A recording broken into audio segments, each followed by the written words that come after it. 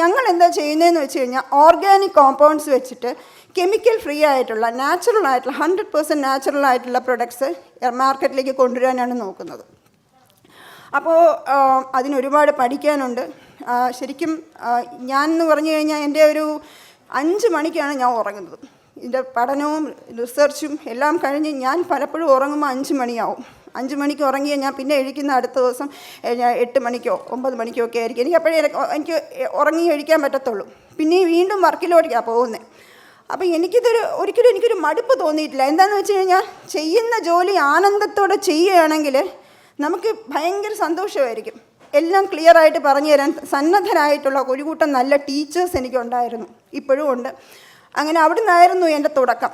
അപ്പോൾ എന്നെ സംബന്ധിച്ചിടത്തോളം എന്നെ ഈ നിലയിൽ എത്തിച്ച എൻ്റെ ടീച്ചർമാരെ, എൻ്റെ ഗുരുക്കന്മാരെ എനിക്ക് ഒരിക്കലും മറക്കാൻ പറ്റില്ല. അപ്പോൾ അതുകൊണ്ട് എനിക്ക് പറയാനുള്ളത് എന്താണെന്ന് വെച്ച് കഴിഞ്ഞാൽ, നിങ്ങളുടെ ജീവിതത്തിൽ എപ്പോഴെങ്കിലും ഡിപ്രഷൻ ഇല്ലാത്തവരായിട്ട് ആരുമില്ല. എല്ലാവരുടെ ജീവിതത്തിലും ഉണ്ടാവും ഡിപ്രഷൻ.